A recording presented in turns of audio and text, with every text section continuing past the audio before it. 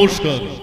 শ্রী শ্রী জগদ্দা মাতা, শ্রী শ্রী কালী মাতা, জগন্মাতা মহামায়া, শ্রী শ্রী মনসা মাতা, শ্রী শ্রী শীতলা মাতা ও সকল দেবদেবীর চরণে প্রণাম জানিয়ে পরম পুরুষ ঠাকুর শ্রী শ্রী রামকৃষ্ণ পরমহংসদেব ও যুগ জননী সারদা মাতার রাতুল চরণ স্মরণ করে উপস্থিত সুধী যাত্রাময়ী দর্শকবৃন্দের ভালোবাসা এবং শুভেচ্ছাকে পাথেয় করে শুরু করতে চলেছি আজকের সামাজিক যাত্রাপালা স্বর্গের পরের স্টেশন।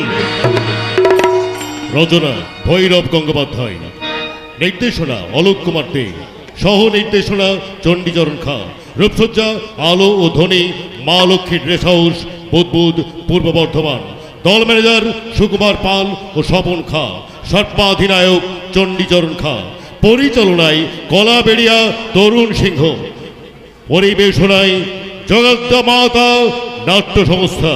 শুরু হচ্ছে সাংসারিক ঘাত প্রতিঘাতে ভরা এক অশ্রু সজল বেদনা বিধুর সামাজিক যাত্রাপালা স্বর্গের পরের স্টেশন।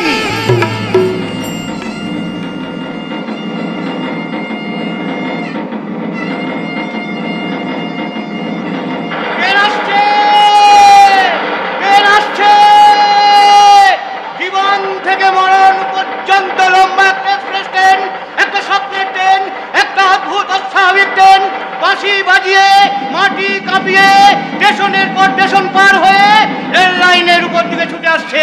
প্যাসেঞ্জার বন্ধু, আপনারা যারা ট্রেনের টিকিট কাটবেন তাড়াতাড়ি টিকিট কাউন্টারে গিয়ে টিকিট কেটে নেন, দেরি করবেন না। শুনতে পাচ্ছেন না? ঘন্টা বাজছে, ঢং ঢং ঢং। চুপ করুন, চুপ করুন বলছি। আপনি কি পাগল নাকি? আমার ট্রেনের 1 নম্বর প্যাসেঞ্জার এসে গেছে।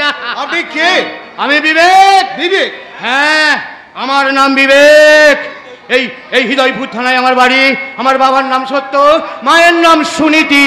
কিন্তু এখন ঘর নেই, বাড়ি নেই, মা নেই, বাবা নেই, কেউ নেই। ওই দ্বিতীয় বিশ্বযুদ্ধের কিছু পর অর্থাৎ 1350 সালের মধ্যে এদেশের সব সংসারের বাবা সত্যবাবুরা, সব সংসারের মা সুনীতি দেবীরা মারা গেছে। বেঁচে আছে সত্য সুনীতির একমাত্র সন্তান এই বিবেক। তাই সে আজ তার বাবার জন্য, তার মায়ের জন্য চারিদিকে কেঁদে বেড়াই, বাবা মা গো।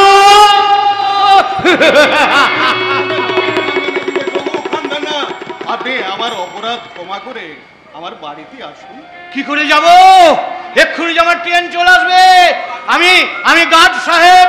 ওই ট্রেন চলে এলে ওই ট্রেনকে আমাকে নিয়ে যেতে হবে ওই স্বর্গের পরের স্টেশন। হ্যাঁ প্যাসেঞ্জার বন্ধু, আপনি যদি স্বর্গের পরের স্টেশন যেতে চান দেরি করবেন না, একদম তাড়াতাড়ি টিকিট কাউন্টারে গিয়ে টিকিট কেটে নেন।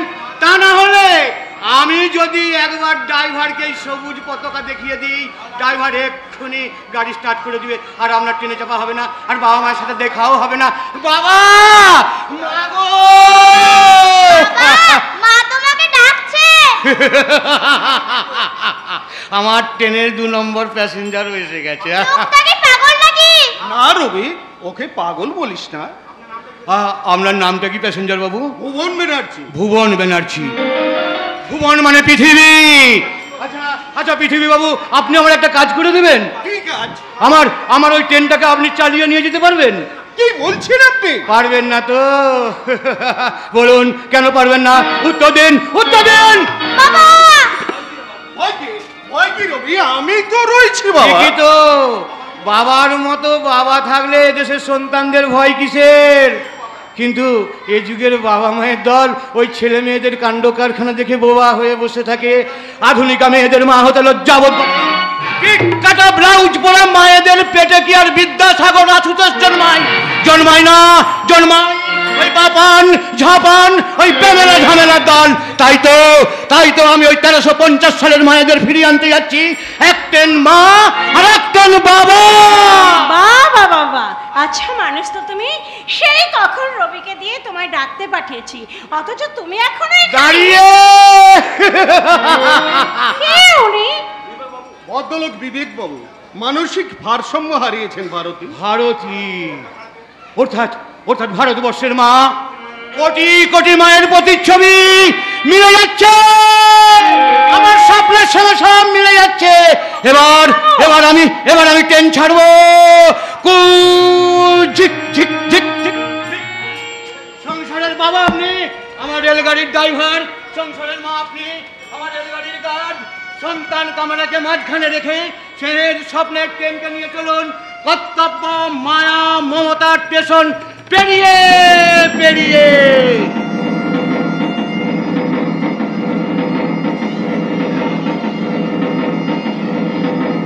পেরিয়ে এলাম কত স্টেশন পেরিয়ে আমি আমার ভক্তি স্টেশন মানে বোনের মতো ভারতীর বাড়ির স্টেশনে নেমে পড়লাম। ভারতীর জন্য মনটা কদিন খারাপ করছিল, তাই ভাবলাম যাই দুদিন ভারতীর বাড়ি ঘুরে আসি। ভারতী আমাকে দাদার মতো ভালোবাসি, আমি খুব ভালোবাসি। আমাকে দেখলেই ভারতী সব কাজ ফেলে ছুটে আসবে। না যাই ওদের ডাকি। ভারতী, কে ডাকছে? আমি তো নিখিল না।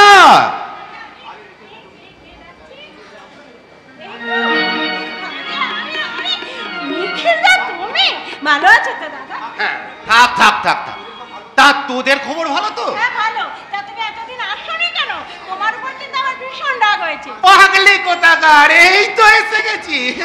মামা মামা আমার জন্য খেলনা এনেছো? হ্যাঁ বাবু, তোমার জন্য অনেক খেলনা এনেছি। নিখিলদা, ইস কি মজা! এবারেও কিন্তু গল্প বলতে হবে মামা।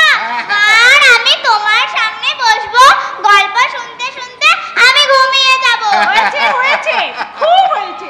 চলো চলো নিখিলদা, আগে জামা কাপড় ছেড়ে হাত মুখ ধুয়ে কিছু খেয়ে নেবে, তারপর বসে বসে গল্প বলবে। হ্যাঁ চল বোন চল। শোনো, সেবার কিন্তু খুব পালিয়ে গিয়েছিলে, এবার কিন্তু তোমায় আমি 4 দিনের আগে ছাড়ছি না। এবার কিন্তু বেঁধে রাখবে। না না না, নিখিল বাবুকে নিয়ে ভারতীর এত বাড়াবাড়ি আমার মোটেই ভালো লাগছে না। ভারতী যতই বলুক নিখিলদা ওর দাদার ছোটবেলাকার বন্ধু, সেই সম্পর্কেই নিখিল বাবু ভারতীকে ছোট বোনের মতোই ভালোবাসে। কিন্তু নিখিল বাবু ভারতীর নিজের দাদা নয়, দাদার মতো। ওদের দুজনের মধ্যে একটা মতো আছে, ভাইয়ের মতো বোনের মতো। ওই মতো শব্দটাই যত নষ্টের মূল। তাই তাই আমি আর চুপ করে বসে থাকবো না।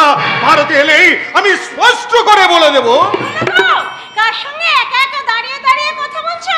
নিজের সঙ্গে। আচ্ছা, নিজের সঙ্গে কেউ কথা বলে নাকি? হ্যাঁ বলে বলে ভারতী বলে, যে মানুষ তার মনের গভীর গোপন কথা অন্য কাউকে বলতে পারে না, সে মানুষ একান্ত নির্জনে নিজের সঙ্গে কথা বলে। বললে তোমার গোপন কথা বলার কেউ নেই? আমার কাছেও তোমার গোপন কথা বলা যায় না, তোমার সঙ্গে তাহলে আমার বাজার থেকে কি আনতে হবে বলো, আমি এক্ষুনি বাজার নিয়ে ও, আসছি। বাজার যাবার নাম করে তুমি পালাতে চাইছো বুঝি? আমার প্রশ্নের উত্তর তুমি এড়িয়ে যেতে চাইছো বুঝি? চাইছি। আমি জানি তুমি বুদ্ধিমতী, দুটো ছেলের মা হলেও তোমার শরীরে রূপ যৌবনের অভাব নেই। কিন্তু আমি বেকার হলেও টিউশনি করে সংসার চালালো পুরুষ তো বটে। পুরুষকে বাইরে ছড়ে ক্ষতবিক্ষত হতে দাও ভারতী। তুমি মেয়ে, ঘরের জানালা বন্ধ করে বসে থেকো। না গো না, তুমি রাগ করো না গো, তুমি রাগ করো না। ছোটবেলায় আমার দাদা মারা যাবার পর ওই নিখিলদাই আমার দাদার আসন দখল করে বসে আছে। কারণ নিখিলদা আমার দাদার বন্ধু, তাই নিখিলদা এলে আমি তোমাকে ঠিক মতো সময়ে সঙ্গ দিতে পারি না। বেশ, এবার থেকে দাদার মতো দাদাকেই তুমি ফুল টাইম সঙ্গ দেবে, আর আমাকে পার্ট টাইম দিলেও চলবে। আচ্ছা মশাই, ঠিক আছে, আর রাগ করতে হবে না। এই না বাজার করার থলি, এর মধ্যে ফর্দ আছে। সামনের দোকান থেকে জিনিসগুলো তুমি নিয়ে এসো, তারপর যাতে তোমার সব ঠিক থাকে আমি সেই ব্যবস্থা করব। আমার ঠিক না থাকলো তোমার তো ঠিক আছে ঠিক ভারতী। আছে মশাই, ঠিক আছে। অসময় হলেও যাতে তোমার সব কিছু ঠিক থাকে আমি সেই ব্যবস্থাই করছি। কি বললে? তার মানে শুনবে? হ্যাঁ। আমার মনে কুসুম শয়নে ঘুমায় রয়েছ প্রিয়, আমার মনে কুসুম শয়নে ঘুমায় রয়েছ প্রিয়, স্মরণের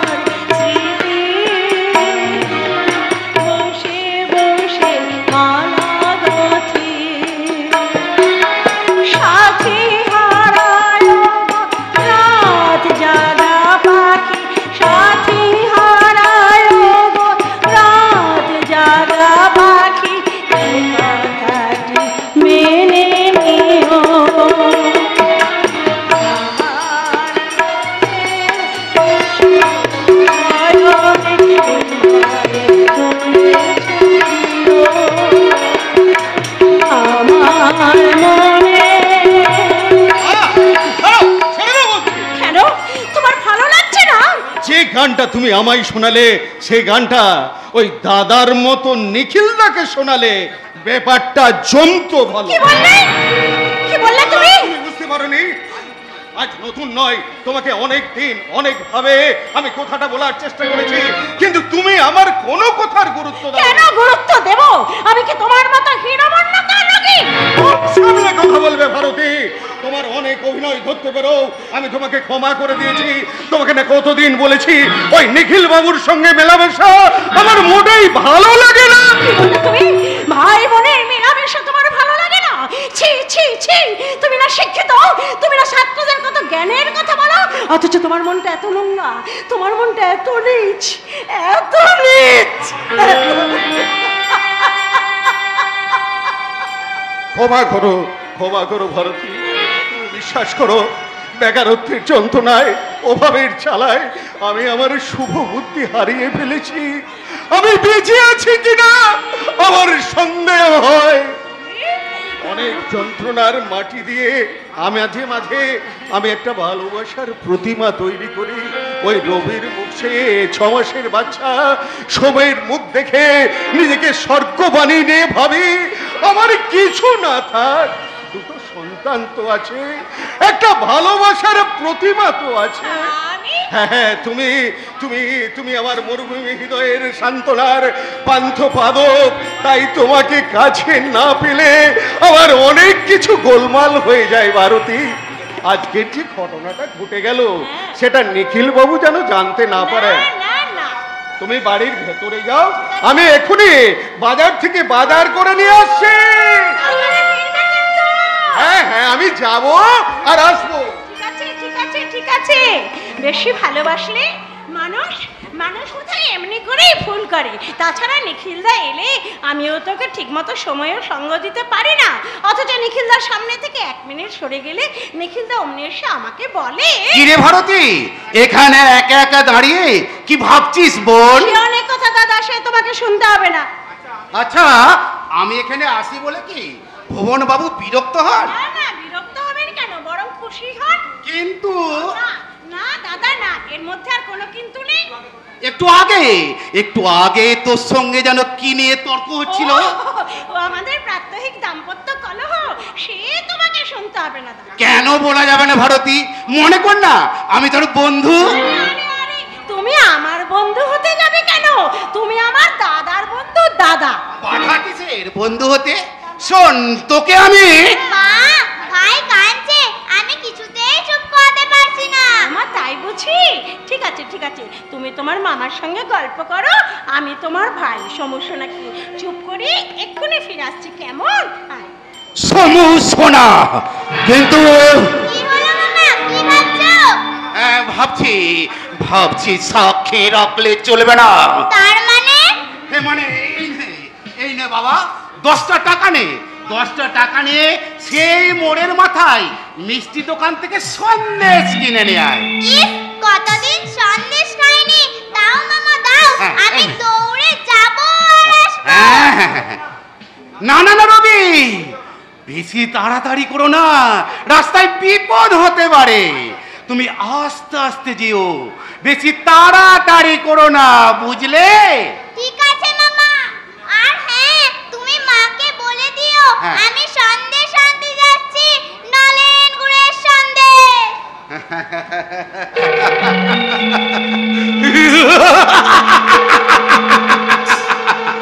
ওই নলেন গুড়ের সন্দেশ হচ্ছে বেশি মিষ্টি ভারতের যৌবন, যে যৌবনের আগুনে উত্তপ্ত হওয়ার কথা ছিল আমার বিছানা, সেই যৌবন আজ বেকার বাউন্ডুলে ভুবন রাজ্যের সবার ঘরে।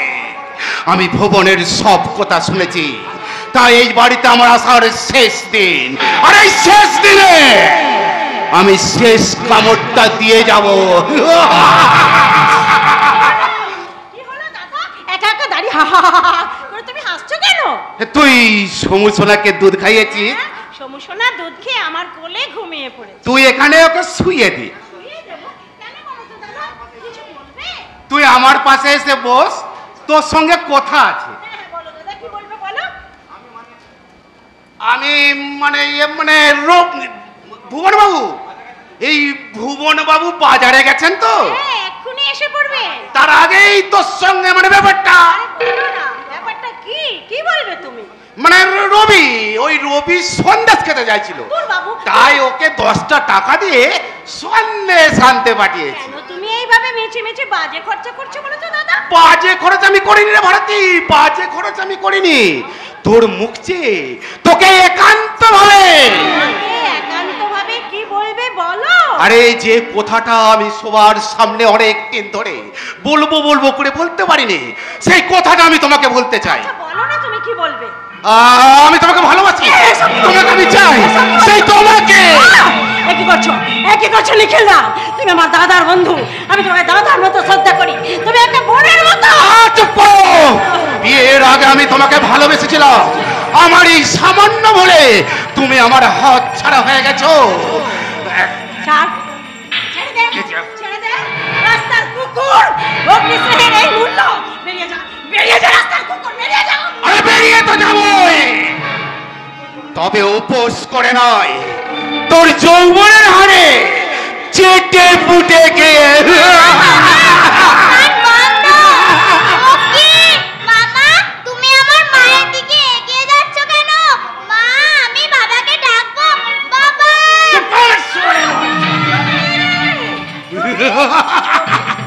লাঠি খেয়ে রবি অজ্ঞান হয়ে গেছে। ভুবন বাবু মনের আনন্দে বাজার করতে গেছে, সেই সুযোগে আমি মনের আনন্দে আমার অনেক দিনের স্বাদ মিটিয়ে নেব তোর যৌবনের ভোগকে।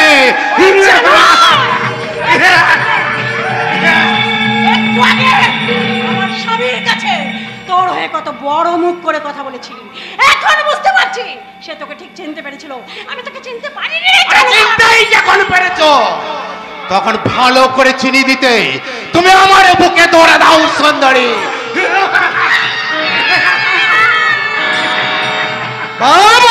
বাবা ভাই বোনের কি অপূর্ব স্নেহ, হাততালি দিতে ইচ্ছে করছে, হাততালি। দেখুন না ভুবন বাবু, ভারতীকে পাঁচে মেয়ে জোর করে আমার সাথে ইয়ে করতে চাই। অমন জানলে এ বাড়িতে আমি কখনো আসতাম না। ছি ছি ছি ছি ছি ছি, তোর মনে ছিল রে বোন। তুমি আমাকে ক্ষমা করো, বিশ্বাস করো আমি তোমার কথা না শুনে আমি ভুল করেছি। আমি ভাবতে পারিনি ওই লোকটা এমন জানোয়ার, আমি ভাবতে পারিনি ভাই বোনের সম্পর্কের মধ্য দিয়ে কাল সাপ এসে এমনি করে বিষ ঢেলে দিয়ে চলে যাবে। রবি ওকে তুমি ছোবে না। কি বলে? আমি রবিকে ছোবো না? যা বলেছি ঠিক বলেছি। তুমি দীর্ঘদিন আমার সঙ্গে অভিনয় করে গেছো। রবি উঠতো বাবা, তোর মাকে এ বাড়ি থেকে বার করে দিয়ে এ বাড়ির দরজাটা তুই চিরকালের মতো বন্ধ করে দে। আমি আমার ভুল স্বীকার করছি, তুমি আমাকে ক্ষমা করে দাও, আমি আমার ভুল স্বীকার করছি। মা না রবি না, আজ থেকে ওর সঙ্গে তোর কোনো সম্পর্ক নেই। 6 মাসের বাচ্চা সোমকে নিয়ে তুমি এ বাড়ি ছেড়ে বেরিয়ে যাও। আমি তোমাকে বিশ্বাস করি না। আমাকে তুমি বিশ্বাস করো না? বিশ্বাস করতাম যদি তুমি চিৎকার করে লোক ডাকতে। পারিনি গো, পারিনি। লজ্জায় ঘৃণায় আমার কণ্ঠ রোধ হয়ে গিয়েছিল, নিজের কাছে নিজে হেরে গিয়েছি বলে আমি চিৎকার করতে পারিনি গো, আমি চিৎকার করতে পারিনি। শোনো এই 6 মাসের সন্তান আমার সমুখে বুকে চেপে ধরে ওর মাথায় হাত দিয়ে দিব্যি করে বলছি, তুমি বিশ্বাস করো আমি বিশ্বাসঘাতিনী নই, আমি বিশ্বাসঘাতিনী নই। ওই লোকটাই প্রথম আমার সঙ্গে দুর্ব্যবহার করলো। তবু আমি তোমাকে বিশ্বাস করি না।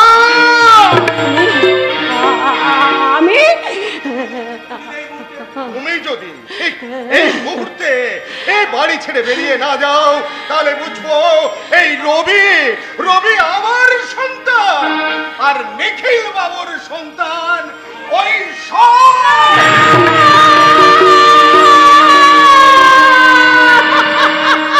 একটি নদী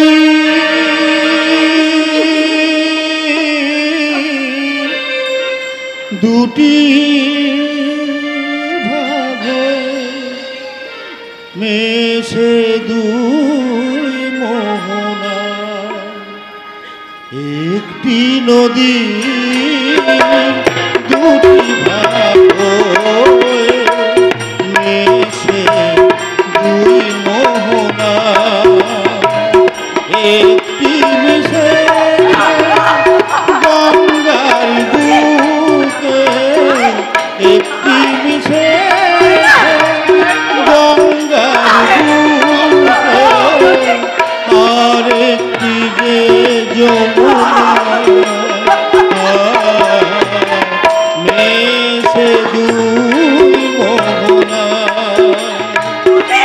একটি নদী দুটি ভাগ মেশে দুই মোহনা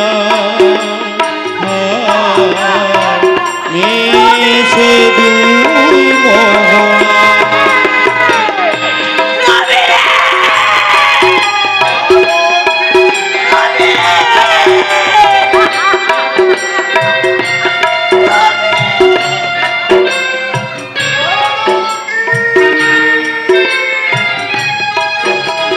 থেমে গেছে হাসির বাঁশিটা প্রদীপ নিভেছে ঝরে থেমে গেছে হাসির বাঁশিটা প্রদীপ নিভেছে গঙ্গার ধারে নেমেছে গধূলি যমুনায় ছায়া পড়ে সুখের সুটি ডুবে গেছে সুখের সুটি ডুবে গেছে বুক ভরা বেদনা মেশে দুই মোহনা একটি নদী দুটি ভাগ মেশে দুই মোহনা একটি মিশেছে গঙ্গার বুকে একটি মিশেছে গঙ্গার বুকে আর একটি যে যমুনা মেশে দুই মোহনা একটি নদী দুটি ভাগ মেশে দুই মোহনা একটি নদী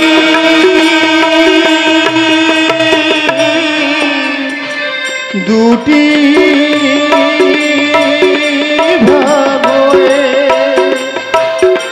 মিশে দুই মোহনা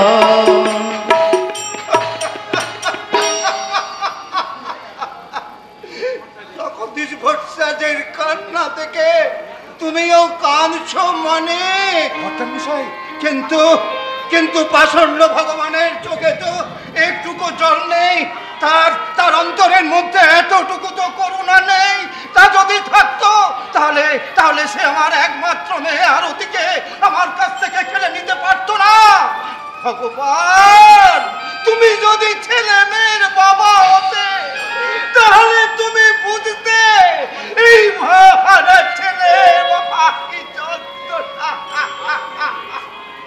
ওরে আরতি তুই কোথায় গেলি রে মা আপনি আবার কাঁদছেন আপনার মদ খাচ্ছেন ঘরে চলুন না মানিক না, ঘরে আমি যাব না। আমি এখানে বসে থাকবো। রাত বাড়লে ওই কাল পুরুষটা মাথার উপর উঠলে তখন ওই গন্ধরাজের গাছের পাশে এসে আমার মেয়ে আমাকে বাবা বাবা বলে ডাকবে, আর আমি তখন ছুটে গিয়ে আমার মাকে আমি জড়িয়ে ধরে বলবো, ওরে রতি, তুই এতদিন কোথায় ছিলি রে মা? এই 6 মাসের মধ্যেও তোর এই বুড়ো বাবাটাকে মনে পড়ে না? একটিবারও মনে পড়ে না? এমনি করে মদ খেলার কতদিন বাঁচবেন আপনি বলুন, বলতে পারবেন? শেষ পর্যন্ত মেয়ের সঙ্গে আপনি পাগল হয়ে যাবেন। হ্যাঁ হ্যাঁ মানিক, হ্যাঁ আমি পাগলই হতে চাই মানিক, আমি পাগলই হতে চাই। আমি আমার একমাত্র মেয়ের আরতিকে ভুলে যেতে চাই। কর্তামশাই, বলতে চাইলে কি সব কিছু ভুলে যায় কর্তামশাই? আপনি তো আমায় কতবার বলেছেন প্রবঞ্চ মায়া হলো মহামায়ার মায়া, যতদিন আপনার কায়া আছে ততদিন আপনার মায়া থাকবে। তাই সেই মায়াকে আপনি কোনোদিনও ভুলে যেতে পারবেন না কর্তামশাই, ভুলে যেতে পারবেন না।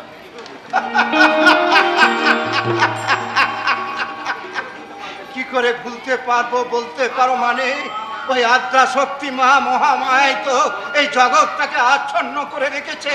তা না হলে কেন আমার মনে হয় সেই ছোট ছেলেটাকে নিয়ে আমার আরতি এসে আমাকে বাবা বাবা বলে ডাকা। আমি এলাম।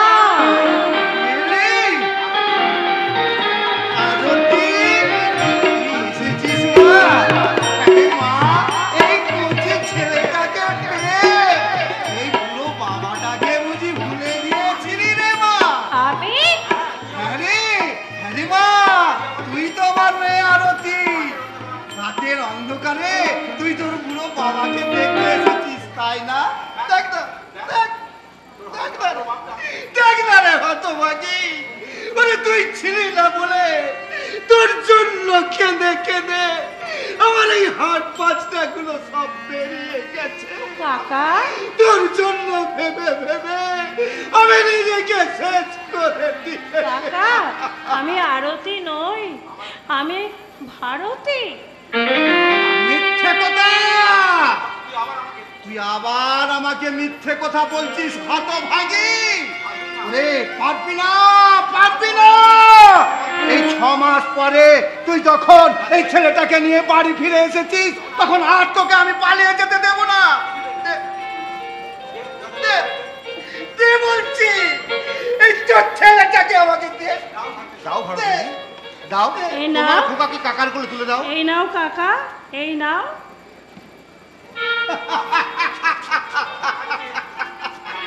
টাকার যে সুদ মিষ্টি। আমি সুদ সমেত টাকা ফেরত পেয়ে গেছি। মানে অনেক টাকা, অনেক ঘর। ভিখারি জগদীশ্বর আর হতভাগা জগদীশ হচ্ছেন। তোমার আজ সব আশা পূর্ণ হলো, সব পূর্ণ হলো। ভর্তামশাই, ও ভর্তামশাই, আর মদ খাবেন? কেন খাবো মানিক? বলি কেন খাবো? আমি কোন দুঃখে খাবো তুমি বলতে পারো? আমি তো নাতি সহ আমার মেয়েকে ফিরে পেয়েছি। নাকি বল মা আরতি? কাকা, ও কাকা, আপনি আমাকে চিনতে পারছেন না?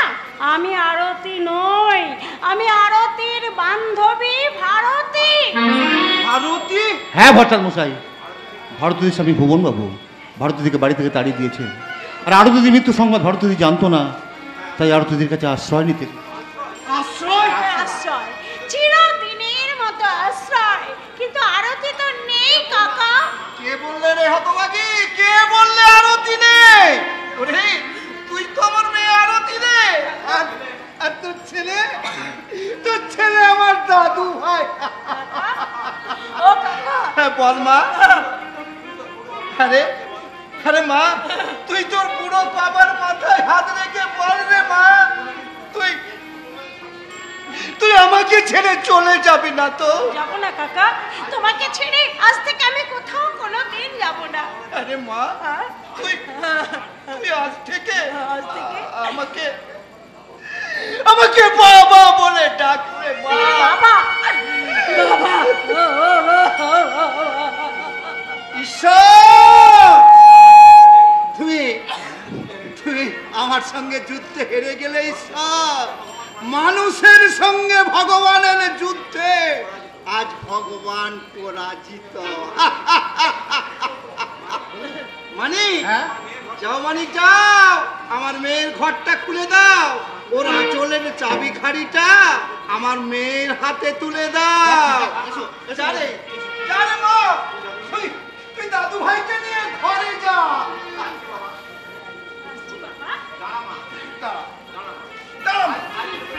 আজ তোকে আমি তোর ছেলে মানে আমার দাদু ভাইয়ের আমি নাম রাখলাম অর্জুন। হ্যাঁ রে মা, হ্যাঁ, দেখ রে মা, দেখ শালা আমার ঘুমিয়ে গেছে রে, যা যা গিয়ে শুইয়ে দিয়ায়, গিয়ে শুইয়ে দিয়ায়। জগদীশ্বর, কতদিন পরে আবার আমার ঘরে আনন্দের জোয়ার এলো ঠাকুর। কি অপূর্ব তোমার লীলা ঠাকুর, কি অপূর্ব তোমার লীলা। মশাই, হ্যাঁ, আহা স্বামী যে আমার ঘুমা, ও ঘুমা যশোদার কোলে মাখন চুরি করবে যে গো আর দুটো দিন পরে। আহা স্বামী যে আমার ঘুমা, ও ঘুমা যশোদার কোলে মাখন চুরি করবে যে গো আর দুটো দিন পরে। আহা স্বামী যে আমার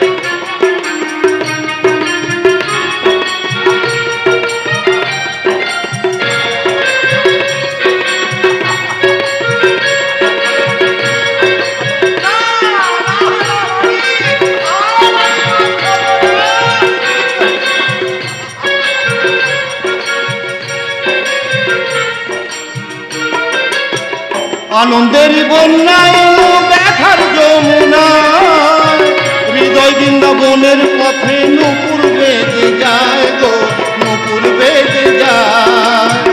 আনন্দের বন্যায় ব্যথার যমুনা, হৃদয় বৃন্দাবনের পথে নূপুর বেজে যায় গো, নূপুর বেজে যায়। সাথে বসে ধেনুর সাথে বেনু হাতে গোষ্ঠে যাবে চলে। আহা স্বামীকে আমার ও ঘুমা যশোদার কোলে মাখন চুরি করবে যে গো আর দুটো দিন পরে। আহা স্বামীকে আমার ঘুমায় ও ঘুমা যশোদার কোলে মাখন চুরি করবে যে গো আর দুটো দিন পরে। আহা স্বামী যে আমার ঘুমায় ও ঘুমা যশোদার কোলে মাখন চুরি করবে যে গো।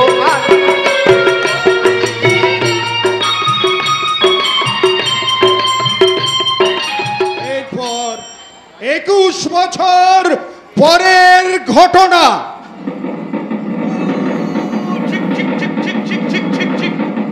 আশ্চর্য রকমের রেলগাড়িটা মায়ের কোল স্টেশনে থেমে শিশু আর তার সন্তানকে নামিয়ে দিয়ে বিদ্রিসেহ স্টেশনের দিকে এগিয়ে যাচ্ছে। প্যাসেঞ্জার বন্ধুগণ, আপনারা ধৈর্য ধরে বসুন।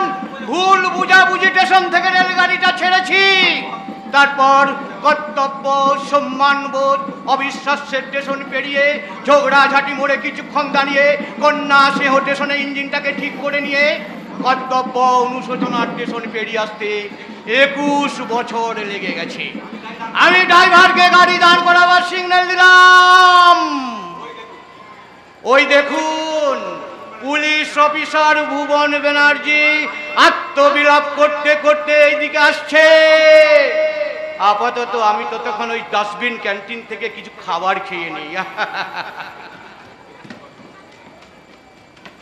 21 বছর ধরে আমি ভারতী আর সোমকে খুঁজে বেড়াচ্ছি।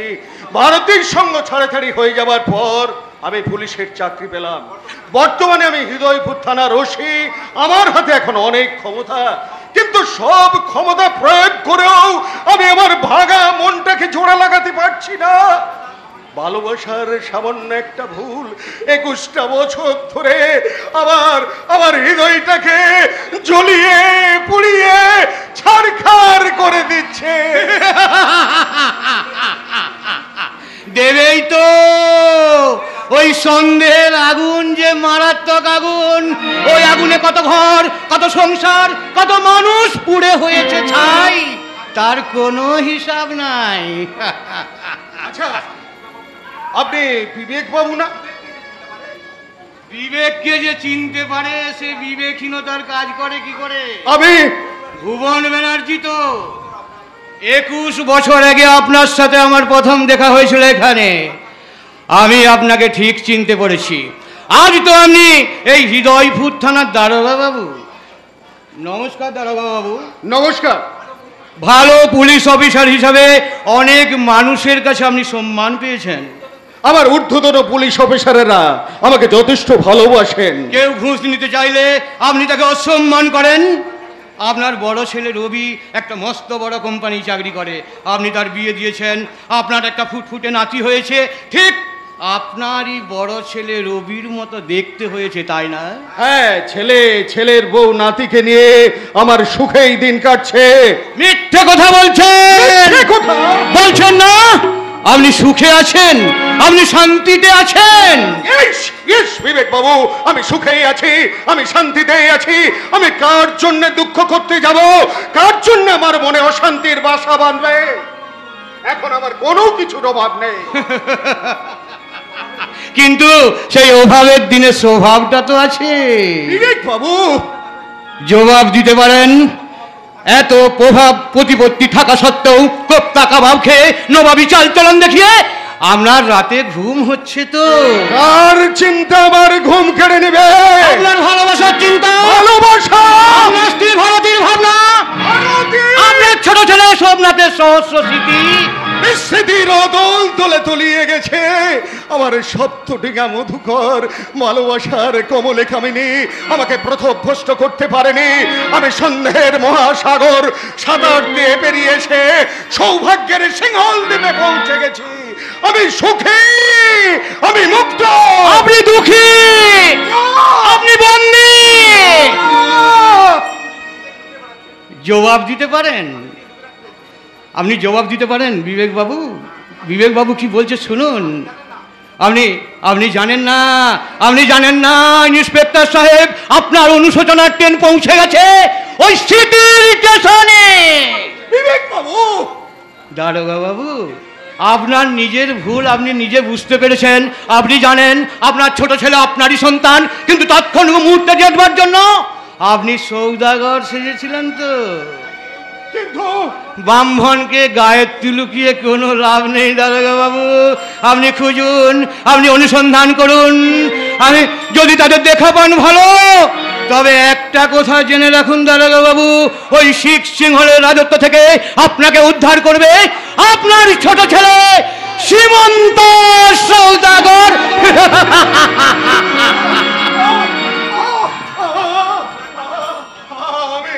আমি আর পারছি না, আমি আর পারছি না। 21 বছর নিজের সঙ্গে যুদ্ধ করে আমি ক্লান্ত, ক্ষত বিক্ষত। বিবেক সব সময় আমাকে তাড়া করে বেড়ায়। বিবেকের কাছে আমি জবাবদিহি করতে পারি না।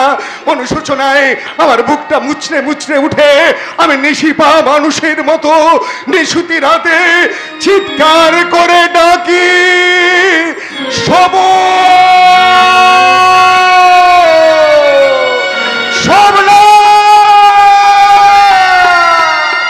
ভারতী।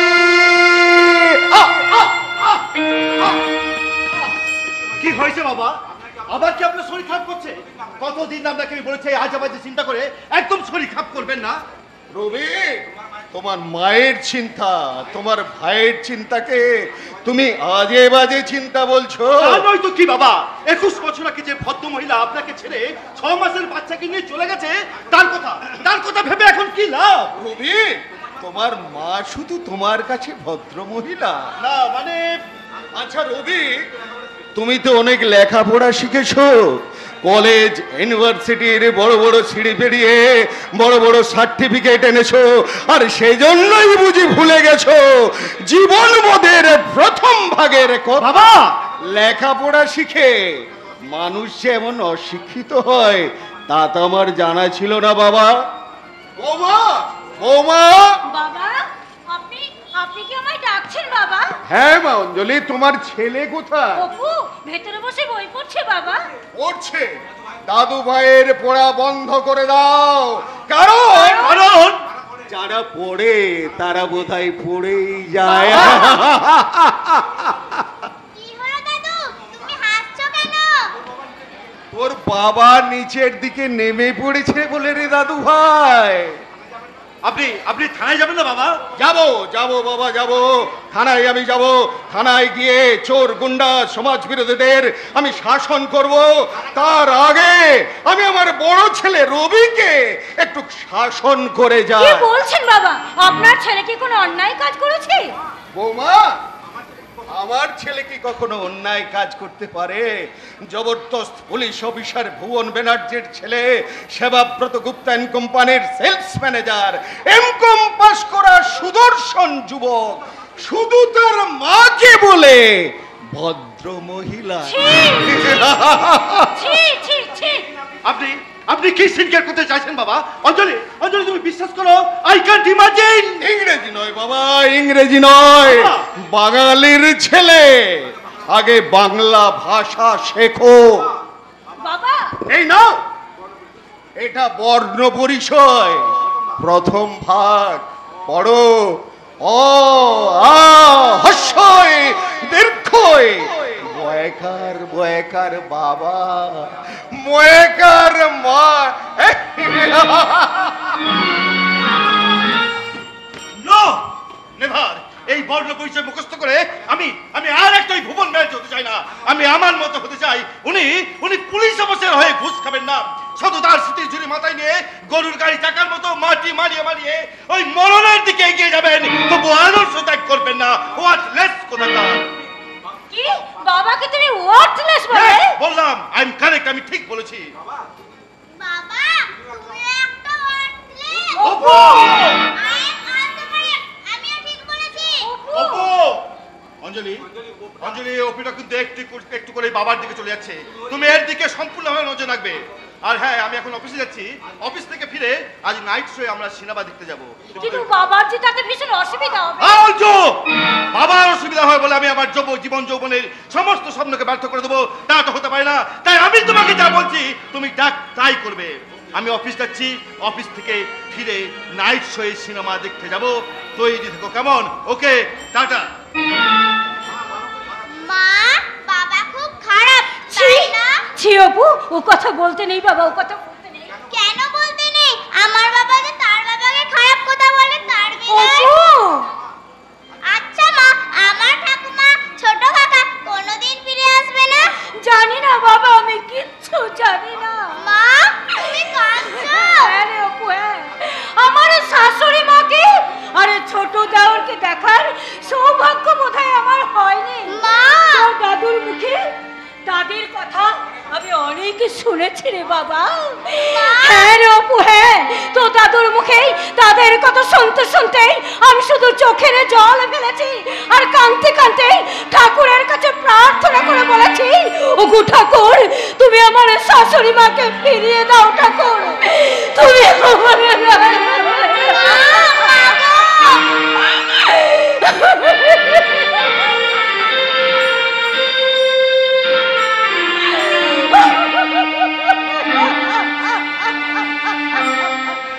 নমো মন্দিরে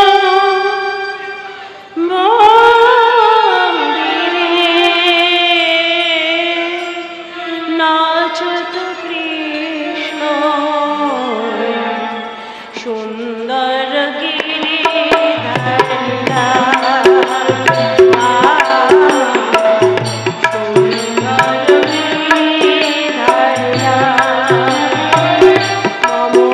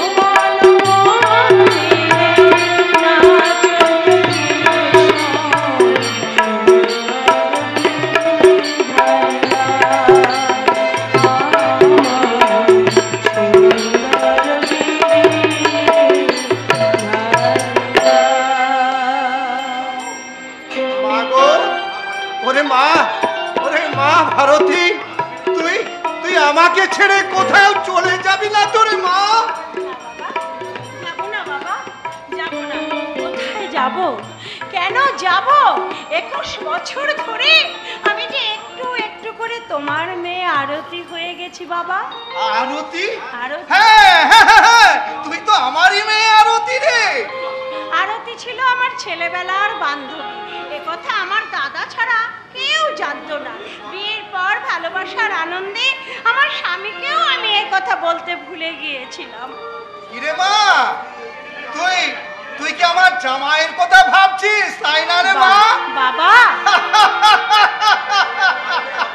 ওরে ভাবতেই হবে রে মা, ভাবতেই হবে।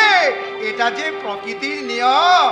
তাই আদ্যা শক্তি মা মহামায়া যখন পিতা গিরিরাজের ঘরে আসতো, তখন ঠিক তার সেই শ্মশানবাসী স্বামীর কথা ভাবতো। তুইও মনে হয় সে কথাই ভাবছি। ঠিক বলেছো বাবা, তোমার কথাই সত্যি বাবা, তোমার কথাই সত্যি। ওরে মা, সেই জন্যই তো এই বৃদ্ধ গিরিরাজ প্রত্যেক দিন জিজ্ঞাসা করে, ও মা উমা, তোকে যদি মহেশ্বর নিতে আসে তখন তুই কি করবি বলতো মা? আমি কৈলাসে যাবে গো চলে গিরিরাজের মেয়ে, অঝর ঝরে ঝরবে যে জল, পাষাণের দু চোখ বে। কৈলাসে যাবে গো চলে গিরিরাজের মেয়ে, অঝর ঝরে ঝরবে যে জল, পাষাণের দু চোখ বে। অঝর ঝরে ঝরবে যে জল, পাষাণের দু চোখ বে। কৈলাসে যাবে গো চলে।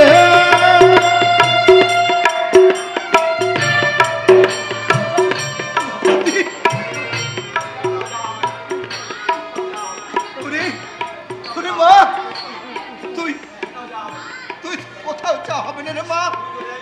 ওরে তুই চলে যাবে বলে তোকে কি আমি 21টা বছর ধরে আমার এই বুকের মধ্যে লুকিয়ে রেখেছিলাম। আমি কার্তিকের মতো দাদু ভাইকে 21টা বছর ধরে বড় করে তুলেছি। ওরে ওরে হতভাগী, চলেই যদি তুই যাবি তাহলে যাবো না বাবা। আমার সেই 21টা বছর তুই। আমি যাব না বাবা, আমি যাব না, তোমাকে ছেড়ে আমি কোথাও যাব না। তুমি শান্ত হও বাবা, তুমি শান্ত হও। চলো বাবা, সন্ধে হয়ে আসছে, তোমার সন্ধ্যার্নিকের সময় হয়ে গেল। চলো বাবা, চলো বাড়ির ভেতরে চলো। আরে মা, তুই আমার সেবা করতে করতে তুই যেন তোর স্বামী আর তোর বড় ছেলের কথা ভুলে যাস না রে মা। কখনো পারি বাবা, তাই কি কখনো পারি? তারা যেখানেই থাক, যত দূরেই থাক, তাদের কথা তো আমার মনে পড়বেই বাবা। কারণ আমি যে এখনো সেটিতে সিঁদুর পরি, কপাটের চৌকাটে ষষ্ঠীর ফোঁটা দিই, আর সকাল সন্ধ্যা ঈশ্বরের কাছে প্রার্থনা করে বলি, ওগো ঈশ্বর, তারা যেখানেই থাক, যত দূরেই থাক, তুমি তাদের মঙ্গল করো ঠাকুর। আজ আমি দারুণ ইন্টারভিউ দিয়েছি। অফিসার যা যা প্রশ্ন করেছিলেন সেই সব প্রশ্নের আমি ঠিক ঠিক কি তুমি কাঁদছো কেন মা? না না রে দাদু ভাই, তোর মা কাঁদেনি। কাঁদছে দাদু, কাঁদছে। সত্যি করে বলো তো মা, কেন তুমি কাঁদছিলে? কেন চোখের জলে ভিজে যাচ্ছে আমার মায়ের আঁচল? দাদুর এই মাসের পেনশনের টাকা ফুরিয়ে গেছে বুঝি? আর তুমি যে বাচ্চা ছেলে মেয়েগুলোদের পড়াতে, তাদেরও মাইনের টাকাও কি ফুরিয়ে গেছে? বলো না মা, বলো কার জন্য কাঁদছিলে, বলো না, বলো বলো। ওরে ওরে দাদু ভাই, তোর মা তোর বাবার জন্য কাঁদছিল রে। না না, বাবার জন্য তুমি কোনোদিন কাঁদবে না। যে বাবাকে আমি ঘৃণা করি, সেই বাবার জন্য কোনোদিন তুমি চোখের জল ফেলবে না। কি বললি? ওরে তুই বাবাকে ঘৃণা করিস? ওরে এ কথা বলিস না রে বাবা, এ কথা বলিস না, তোর যে পাপ হবে, পাপ। ওরে দাদু ভাই, বাবা হচ্ছে জন্মদাতা পিতা। হ্যাঁ রে দাদু ভাই, শাস্ত্রে বলেছে, পিতা স্বর্গ পিতা ধর্ম, পিতাহি পরমং তপ, পিতরি প্রীতিমা পণ্যে প্রিয়ন্তে সর্ব দেবতা। মানি না, আমি সব ঠাকুর দেবতা মানি না। যে লোকটা মিথ্যে সন্দেহ করে আজ থেকে 21 বছর আগে আমার এই অনাথিনী মাকে রাতের অন্ধকারে বাড়ি থেকে বের করে দিয়েছিল, তাকে আমি পিতা বলেও মানি না আর স্বর্গ বলেও মানি না। কেন মানুষ না অর্জুন? কেন মানবো মা, কেন মানবো? আমার বাবা বলে তোমরা যাকে সম্মান দেখাতে বলছো, সেই ভদ্রলোকই না একদিন বলেছিল সমাজের এই শ্রম তার সন্তান নয়, আমি নাকি তোমার অবৈধ সন্তান। তার সেই ভুলকে মিথ্যা প্রমাণ করবার জন্যে সেদিনের 6 মাসের সন্তান তোকে বুকে নিয়ে আমি বাড়ি থেকে বেরিয়ে এসেছিলাম। যখন এসেছিলে তখন সেই লোকটার কথা তুমি মনে রেখেছো কেন? কেন তুমি তার জন্য এখনো চোখের জল ফেলো? কেন সেই অমানুষ লোকটাকে স্বামীর আসনে বসিয়ে এখনো তুমি তোমার স্মৃতিতে সিঁদুর পরো? করতেই হবে বাবা, এটা যে সমাজ সংসারের নিয়ম। বাবা বাবা বাবা বাবা, সমাজ সংসারের কি অদ্ভুত, কি সুন্দর নিয়ম। মহানুভব স্বামী শিশুপুত্র সহ তার স্ত্রীকে মিথ্যে সন্দেহ করে বাড়ি থেকে বের করে দেবেন, আর এই হতভাগিনী স্ত্রী সেই আদর্শ স্বামীর মঙ্গল কামনার জন্য চিরকাল স্মৃতিতে সিঁদুর পরে বাড়ি সমাজের নিয়ম। এসব তুই কি বলছিস অর্জুন? আমি ওই সমাজের পুরনো সিস্টেমটাকে চেঞ্জ করার কথা বলছি মা। আমি ওই বুড়ি 20 শতাব্দীর পুরনো নিয়ম শৃঙ্খলাকে আমি ভেঙে ফেলার কথা চিন্তা করছি। আমি বেরিয়ে আসতে চাইছি একটা অবক্ষয়ের ব্যারিকেড ভেঙে। আমি সব ভেঙে তোর মার অর্জুন ভেঙে চুরমার করে দিবি? তাহলে দে, মায়ের সঙ্গে ছেলের যে সম্পর্ক এটা তো পুরনো নিয়ম, এটা ভেঙে চুরমার করে দে। দাদুর সঙ্গে নাতির যে স্নেহের সম্পর্ক সেটা তো আরো পুরনো নিয়ম, সেটা ভেঙে চুরমার করে দে। আমার এই বুকটা ভেঙে চৌচির করে দিয়ে মাতৃ স্নেহের পুরনো সিস্টেমটাকে তুই চেঞ্জ করে দে অর্জুন, তুই চেঞ্জ করে দে। আমার ভুল হয়ে গেছে মা, তুমি আমাকে ক্ষমা করো মা। সেই ছোটবেলা থেকে তোমার মুখে বাবার কথা, নিখিল গুপ্তের কথা শুনে শুনে আমার মনের মধ্যে একটা দ্বিতীয় অস্তিত্বের জন্ম হয়ে গেছে। আমি চাকরি খুঁজতে গিয়ে বাবাকে খুঁজেছি, দাদাকে খুঁজেছি, আমি খুঁজে বেরিয়েছি সেই জানোয়ার নিখিল গুপ্তকে। আমার অবচেতন মনের শত্রু অন্বেষণ আমাকে যে পাগল করে দেয়। ওরে অর্জুন, আমার কথা শোন, তাদের কাউকে খুঁজতে হয় না বাবা, শুধু মা শব্দের মানে খোঁজ, আর মায়ের আদর্শকে ভালো করে চিনে না। ওরে অর্জুন, এই সংসারে যারা মাকে চিনেছে তাদের আর কাউকে চিনতে হয় না বাবা, আর কাউকে বুঝতেও হয় না, বুঝতেও হয় না, বুঝতেও হয় না। আমি দেখেছি আমার মহিময়ী মাতৃমূর্তি, সেই মূর্তি আমি চিরকাল পুজো করব আমি আমার চোখের জল দিয়ে। ইয়া দেবী সর্বভূতেষু মাতৃরূপেণ সংস্থিতা নমস্তস্যৈ নমস্তস্যৈ নমস্তস্যৈ নমো নমঃ। ইয়া দেবী সর্বভূতেষু মাতৃরূপেণ সংস্থিতা নমস্তস্যৈ নমস্তস্যৈ নমস্তস্যৈ নমো নমঃ। ইয়া দেবী সর্বভূতেষু মাতৃরূপেণ সংস্থিতা নমস্তস্যৈ নমস্তস্যৈ নমস্তস্যৈ নমো নমঃ।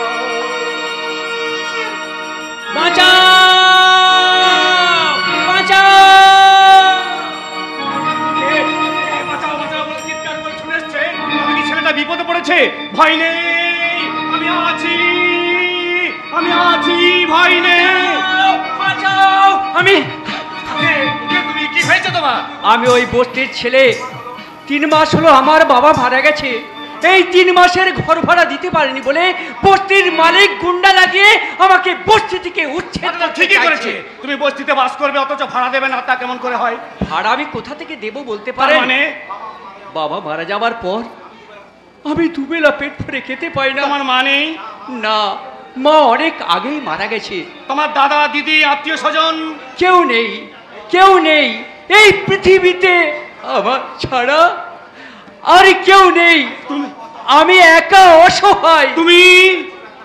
ছোট্ট একটা প্লাস্টিক কারখানায় কাজ করতাম, সেখানে খেলনা তৈরি হতো দিনের বেলায়, রাতে হতো 2 নম্বরই কাজ। কারখানার মালিক আমাকে সেই কাজে লাগাতে চেয়েছিল। 1 মাস আগে আমি চাকরিটা ছেড়ে চলে এসেছি। এখন বস্তি থেকে আমাকে বার করে দিলে আমি কোথায় যাব বলুন তো?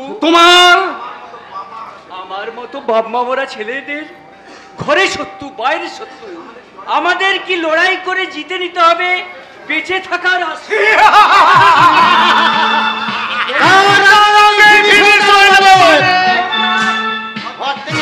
আসবাবপত্র এমনকি ঘটি বাটি যা ছিল সব চুড়ে ফেলে দিয়ে ঘরটাকে কেরোসিন তেল ঢেলে দিয়ে জ্বালিয়ে পুড়িয়ে ছারখার করে দিয়েছি। তোমরা হাসবে না বলে দিচ্ছে। এই রে তুই মদন, এই ছোকরাটা সামনে রোয়াবি নিচ্ছিস? মুখ সামলে কথা বলবি জানোয়ার। বেশি রাস্তামি করলে না মুখের মেটটাই পাল্টে দেবো সারা বেতন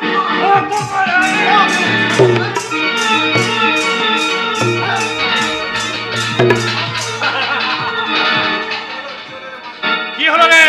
বস্তির মালিকের পোষা গুন্ডার দল অর্জুনের হাতে দু একখানা ঝাপটা খেয়ে আর লটকে বললি যে বল বল আমার অসভ্যতামি করবি? আমার উত্তর দে। অন্ধকার থেকে বেরিয়ে আসতে পারিস না, ছিঁড়ে ফেলতে পারছি না বেঁচে থাকার পুরনো সিস্টেম।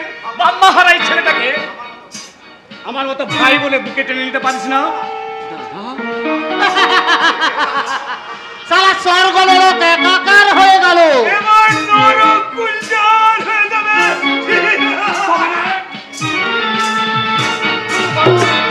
ওদের পিছনে ছুটে যেও না দাঁড়া, ওরা লম্পট লুটেরা, অন্ধকার পৃথিবীর মানুষ।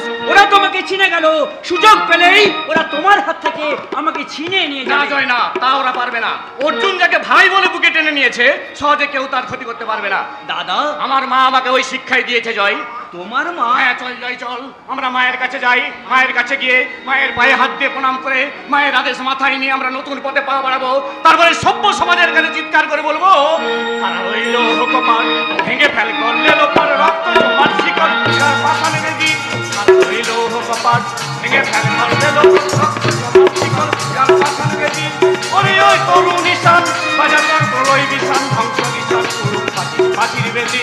তারা রইল কপাল, তারা রইল কপাল, তারা রইল কপাল। ভেঙে দেবে, ভেঙে দেবে মিস্টার সেবাব্রত গুপ্তের পোষা গুন্ডারা সেই অপ্রারঙ্গের যুবক ওই অর্জুনের মাথাটা একদম লোহার ডান্ডা মেরে ভেঙে দেবে। মাস্টার অর্জুন, তোমার এত বড় সাহস যে আমাদের পোষা গুন্ডারা ওই বস্তিটা উচ্ছেদ করতে গেলে তুমি তাদের কাছে বাধা দিয়েছো, তাই তাই তোমার পরিণাম হবে। যাই বলেন মিস্টার রবি, অর্জুন বাবু সাহস আছে। শাসনয় ওটা দুঃসাহস, আর সেই দুঃসাহসের পরিণাম হবে মিস্টার সেবাব্রত গুপ্তের উষ্ণ আলিঙ্গন। তার মানে মিস্টার সেবাব্রত গুপ্ত সেই সাহসের যুবক অর্জুন বাবুকে তার কারখানায় চাকরি দেবে, এই কথাটা আপনি মিলিয়ে নেবেন। অসম্ভব। ওই মিস্টার সেবাব্রত গুপ্তকে আপনি চেনেন না? চিনি চিনি মিস্টার রবি, চিনি। মাত্র 1 বছর তার পেয়ের কাজ করলেও লোকটাকে আমি যতখানি চিনি ততখানি আপনি চেনেন না। কি বললেন? আপনি একজন ক্যারিয়ারিস্ট, অনেক উঁচুতে উঠে স্বপ্ন দেখেন, কিন্তু মিস্টার গুপ্তদের চিনতে না শিখলে জীবনের স্বপ্নকে কোনো দিনে আপনি সফল করতে পারবেন না মিস্টার রবি। মিস পল্লবী, মিস পল্লবী, আমি যে বড় অসহায়, আমি যে বড় একা। আপনি আপনি আপনি আমাকে সাহায্য করবেন। আমি? তুমি? তোমাকে তোমাকে আমি মনে মনে ভালোবেসেছি পল্লবী। তাই? তোমার এই অদ্ভুত ইনসিড আমাকে মুগ্ধ করেছে। তাই? তাই তোমাকে আমি হৃদয় দিয়ে ভালোবেসে ফেলেছি। হ্যাঁ রবি, যে কথাটা আমিও তোমাকে কবে থেকে বলবো বলবো করে বলতে পারিনি, কথাটা হলো আমি তোমাকে ভালোবেসে ফেলেছি। বেসেছি ভালো শুধু তোমাকে,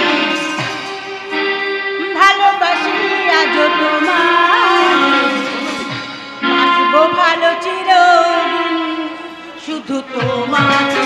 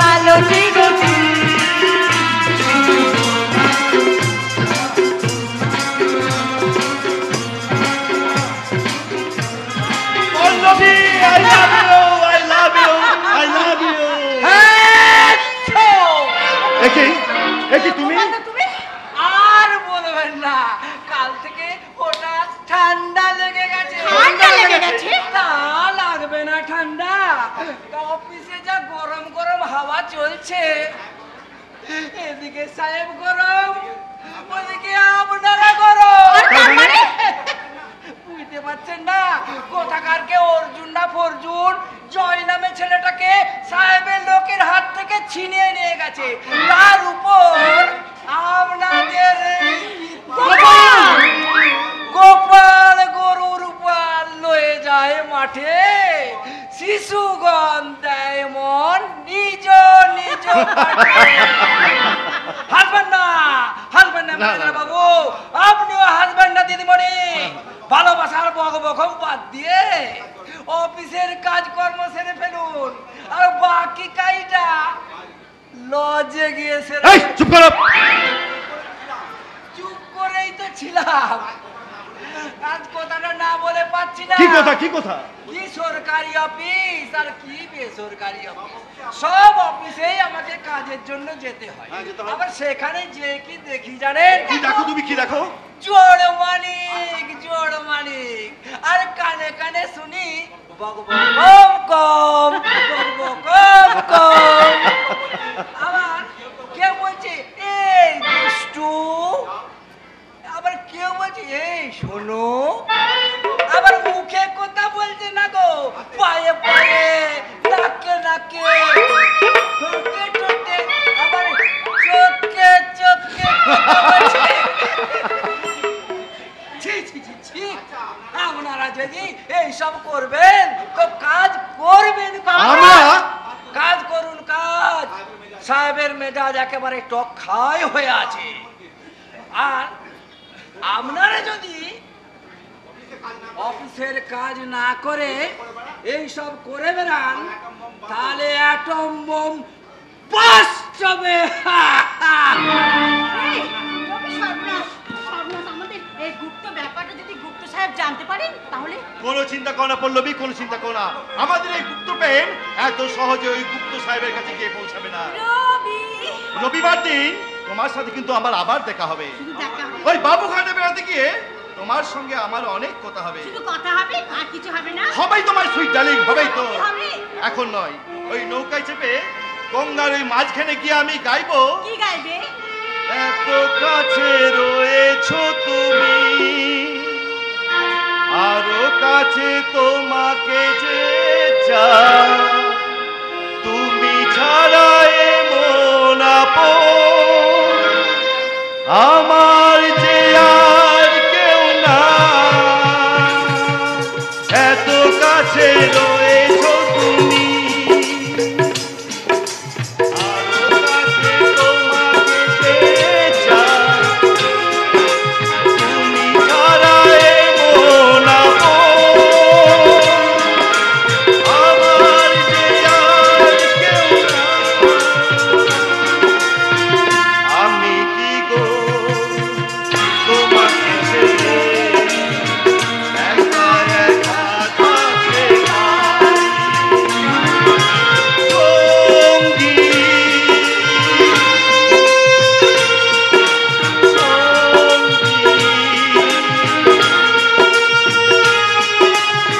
আমরা মরি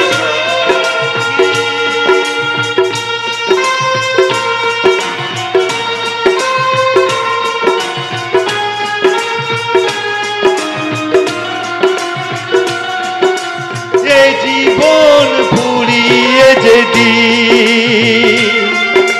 পাবো এক নতুন জীবন, সেদিনও হবে একাকার দুজনার এই দুটি মন,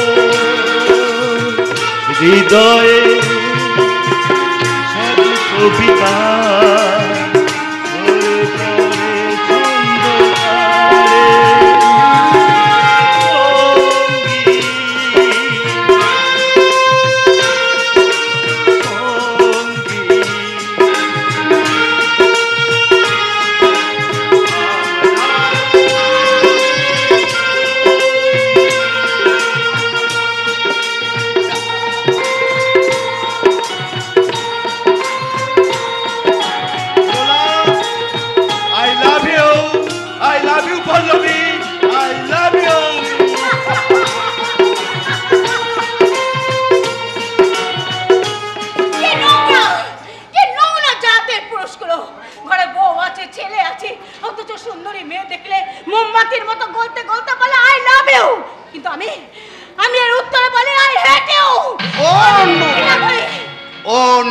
ডার্লিং, পুলিশ অফিসার ভুবন ব্যানার্জির ছেলে, আই মিন মিস্টার রবি ব্যানার্জিকে তুমি ও কথা বলবে না। তাহলে কি কথা বলবো স্যার? তোমাকে যেমন করে জানতে হবে মিস্টার রবি আমাকে সন্দেহ করে কিনা। আজকের সেবাব্রত গুপ্ত আজ থেকে 21 বছর আগে নিখিল গুপ্ত এই প্রশ্ন তার মনে জেগেছে কিনা? কোনো প্রশ্ন তার মনে জাগেনি। তুমি কেমন করে জানলে? জেনেছি, আরে ও জেনেছি যে তিনি আপনার অতীত সম্পর্কে কিছুই জানেন না। Congratulation my darling. আমি জানতাম তুমি ঠিক সময়ে ঠিক কাজ করবে। তুমি আমার পিয়ে অবশ্য লোকচক্ষে। আসলে তুমি আমার পিয়া, তাই আমার কাছে তোমার সবকিছু বলবার অধিকার আছে। বলো তুমি কি পুরস্কার চাও? কিছুই চাই না স্যার, শুধু আপনার ভালোবাসা। আর কিছু নয়। আরে কিছু চাই না যে আমি, চাই যে শুধু ভালোবাসা। প্রিয় তোমায় কাছে পেয়ে ভিতর জাগে নেশা। আর কিছু চাই না যে আমি, চাই যে শুধু ভালোবাসা। প্রিয় তোমায় কাছে ভিতর জাগে নেশা।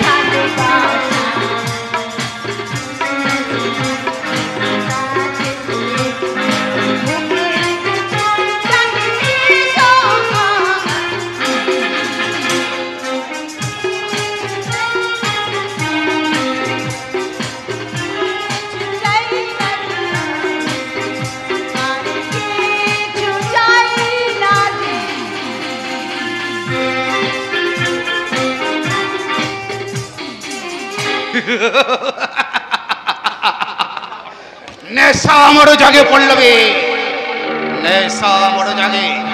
তাই কলকাতার বাইরে গেলেও তোমার কথা আমি ভুলতে পারি না। আমার মেয়ে সাধনা অবশ্য আমাকে সন্দেহ করে।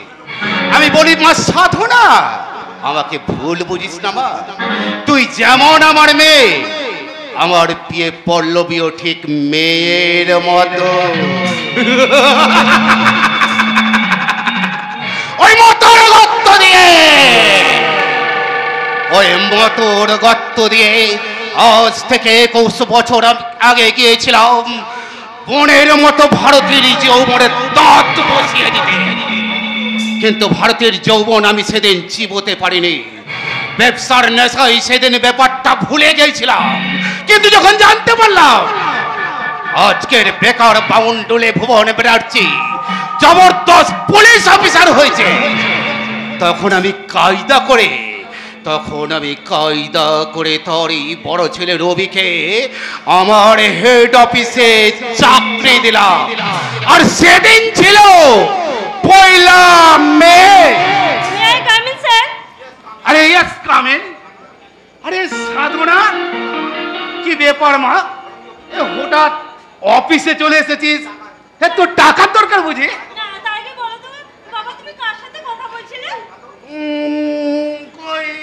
না তো। কিন্তু আমি যে শুনলাম তুমি বলছিলে দাঁত বসিয়ে দিতে পারেনি ভারতী ভুবন ব্যানার্জি। ও তুই ঠিকই শুনেছিস মা, তুই ঠিকই শুনেছিস।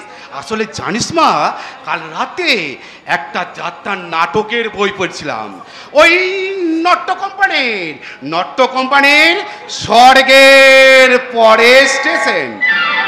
সেই কিছু নাটকের ডায়লগ আর সংলাপের কথা আমি আপন মনে বলছিলাম। একদিকে দেশ সেবা, অন্যদিকে বিজনেস নিয়ে তুমি ব্যস্ত থাকো, আর এরই মধ্যে তুমি যাত্রা নাটকে বই পড়ছিলে বাবা। পড়া উচিত রে মা, পড়া উচিত। যাত্রা হচ্ছে লোকশিক্ষার মাধ্যম, তাই লোক সেবা করতে গেলে একটু আধটু লোক শিক্ষার বই তো পড়তেই হয় মা। তাছাড়া যারা পড়ে না তারা সমাজের তথা শিক্ষার শত্রু। তার চেয়ে অনেক বড় শত্রু তারা বাবা, যারা বস্তি অনাথ শিশুদের পথের ভিখারি সাজায়। তাদের উচিত শিক্ষা দেওয়া উচিত, তাদের সাজা হওয়া উচিত। কিন্তু মামনি না, কোনো কিন্তু নয়। ওই বস্তি মালিকের বিরুদ্ধে আমি মহিলা সমিতির পক্ষ থেকে বিদ্রোহ করব, আর তোমাকে আমাকে উচিত শিক্ষা দিতে হবে সেই সব দেশদ্রোহী কুকুরদের। হ্যাঁ, শুধু কুকুর নয়, ওরা হচ্ছে। থাক মা থাক, ওদের বাজে কথা বলে তুই তো চরিত্র নষ্ট করিস না মা। তোর কথা আমি বুঝতে পেরেছি, তাই ওই সব ব্যবস্থা করার জন্যই আপনি অর্জুনকে ডেকে পাঠিয়েছেন স্যার। অর্জুন? হ্যাঁ স্যার, অর্জুনই তো। ওই অর্জুনেতেই তো সেই ছেলেটিকে আশ্রয় দিয়েছে। আমি তার দুঃসাহসিক কাজের জন্য তাকে সম্মান জানাবো। স্যার বাবা, সত্যি তুমি অর্জুনকে ডেকে পাঠিয়েছো? হ্যাঁ মামনি, তোরা মহিলা সমিতি করলে কি হবে মা? তার অনেক আগে আমি আমার এই হৃদয়ের মাঝখানে একটা জনগণতান্ত্রিক সেবা প্রতিষ্ঠান খুলে বসে আছি। হাসি বন্ধ করে আমাকে ছেড়ে দিন, তুমি আমার অনেক কাজ আছে। তুমি স্যার, উনি তো হচ্ছে সেই দুঃসাহসিক যুবক অর্জুন। আরে দাঁড়া মা দাঁড়া, আগে একটা মানুষের মতো মানুষকে আমি স্বাগত জানাই। কনগ্রাচুলেশন মাই বয়। তোমাকে দেখে আমার সেই পুরানো কথাটা বলতে ইচ্ছে করছে। তাড়াতাড়ি বলে। কি কথা? হ্যাঁ, মনে পড়েছে। আমাদের দেশে হবে সেই ছেলে কবে, কোথায় না বড় হয়ে কাজে বড় হবে। ভদ্রলোক একটু ছেড়ে দাও না, আমি ওনার সাথে একটু আলাপ করতে চাই। আমার সঙ্গে আলাপ করবেন? কিন্তু কেন? বাহ, কেন কি? আপনি গুন্ডাদের সঙ্গে ফাইট করে যেভাবে আপনি ছেলেটার জীবন বাঁচিয়েছেন, তাতে অনেকেই তো আপনার সঙ্গে আলাপ করতে চাইবে। আমি দেশের গৌরব, অদ্ভুত আপনার সাহস।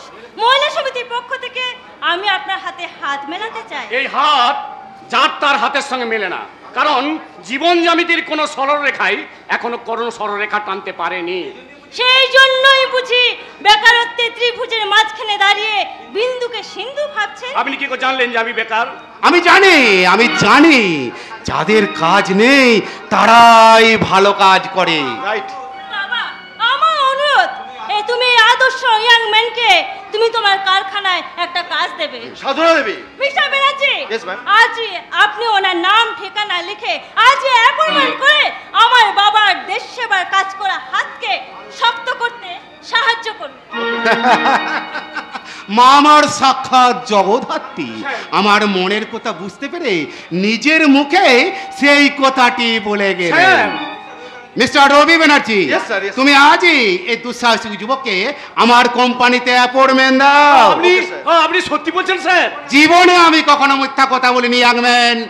আমি পল্লবগ্রাহী নয়, আমি গুণের গুণগ্রাহী। তাই তোমার মতো সাহসী, শক্তিমান, তেজস্বী যুবককে আমি আমার কোম্পানির কাজে নিযুক্ত করলাম। আমি স্বপ্ন দেখছি না তো, আপনি কার মুখ দেখে উঠেছিলেন স্যার? আমি আমার মায়ের মুখ দেখে উঠেছিলাম। সত্যি আপনি ভাগ্যবান স্যার, তাই মায়ের মুখ দেখে উঠে আপনি চাকরিটাও পেয়ে গেলেন। আচ্ছা বলুন স্যার, আপনার নাম? অর্জুন ভট্টাচার্য। আপনার বাবার নাম? আমার বাবা নেই, আমি শুধু মায়ের ছেলে। আপনার সঙ্গে কেমন আমার অদ্ভুত রকমের মিল। আমি শুধু বাবার ছেলে, আমার মা নেই। আমরা যেন মহাভারতের দুই পুরুষ, আপনি কর্ণ আর আমি অর্জুন। আজ জীবন খুঁজে পাবি ছুটে ছুটে আয়, জীবন খুঁজে পাবি ছুটে ছুটে আয়, হাসি নিয়ে আয়, হাসি নিয়ে আয়,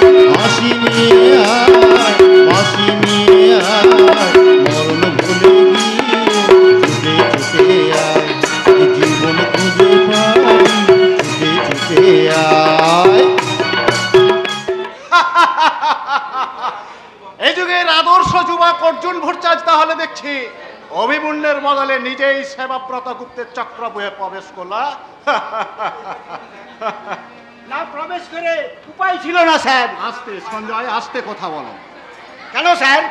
আরে বাবা, ভুবন বাবু বাড়িতে না থাকলেও আমার বোন অঞ্জলি সে বাড়িতে রয়েছে।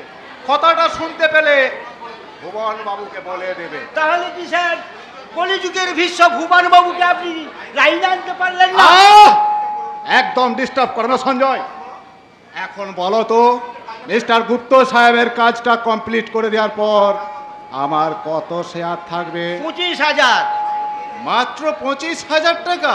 আচ্ছা সঞ্জয়, তুমি বোধহয় জানো না 25,000 টাকা এ যুগে আমার খোঁজনি খেতে লাগে। ঠিক আছে স্যার, পুরোপুরি 50 পাবেন।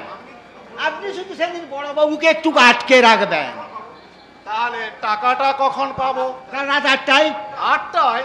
হ্যাঁ স্যার, সামনের ওই মাঠটায় বাচ্চা ছেলেরা খেলা করে, তার পাশের ঘরের যে খাটটায় 7টার আসর বসে, ওইখানে এক খোঁড়া ভিখারি আপনার হাতে মালের বান্ডিলটা পৌঁছে দেবে। আপনি বান্ডিলটা সরিয়ে রেখে সোজা চলে যাবেন ব্যান্ডেলে। দেখবেন স্যার যেন না হয় কোনো ক্যান্ডেল। এইটা কি হলো?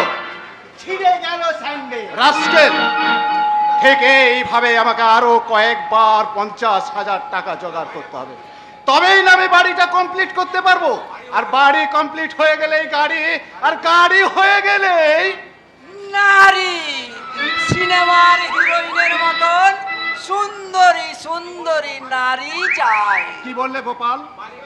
বাড়ি গাড়ি হয়ে গেলেই তো নারীর টান পড়ে বাবু। গোপাল, এই বয়সে বিয়ে না করলে আবার করবেন কখন? বয়সের তো একটা ধর্ম আছে নাকি? ধর্ম থাকতে থাকতে কর্মটা সেরে ফেলুন, না হলে জন্মটাই বিতা হয়ে যাবে। চুপ করো গোপাল, চুপ করো। এমন হয়েছে আমার। তোমার এই রামায়ণ মহাভারত আমি বহুবার শুনেছি। ঠিক আছে, তাহলে বলবো না, কাছে আসুন, কানে কানে একটা কথা বলি। বলো, কি বলবে? আপনার ভগ্নিপতি রবি বাবুকে আজকাল অফিসের মিস পল্লবীর সাথে পগবকম করতে দেখেছি। খবরদার গোপাল, রবির নামে একটাও বাজে কথা বলবে না। রবির নামে আজে বাজে কথা শুনলে আমার বোন অঞ্জলি ভীষণ রাগ করবে। ঠিক আছে, বলবো না। 10টা টাকা হবে। 10টা টাকা কেন, কি হবে? না মানে কথাটা যাতে হজম করতে পারি সেই জন্য একটু ওষুধ খেতে হবে।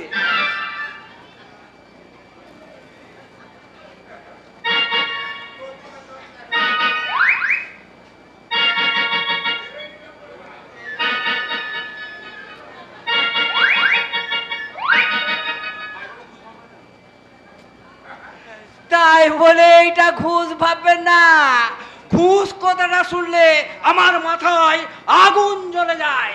যারা ঘুষ খায় তাদেরকে গুলি করে মারা দরকার।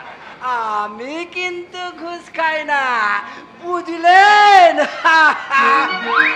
শালা, পুলিশের ঘরে পাপ ঢাকতে পাবলিককেও ঘুষ দিতে হয়, ভাবতে পারা যায়? ভেবে কোনো লাভ নেই দাদা, তার চেয়ে বিয়ে করে সংসারী হও। বিয়ে করে বউকে কি খাওয়াবো বলতো? আর তাছাড়া তোর শ্বশুর মশাই যদি আমাকে একটু কাজে সাহায্য করতে। কি সাহায্য দাদা? চুরি করতে, ঘুষ খেতে, নাকি পুলিশের পোশাক পরে পাবলিককে বোকা বানাতে? মুখ সামলে কথা বল অঞ্জলি। তুমিও মুখ সামলে কথা বলবে অনিরুদ্ধ। স্যার, আপনি যাও, থানায় যাও।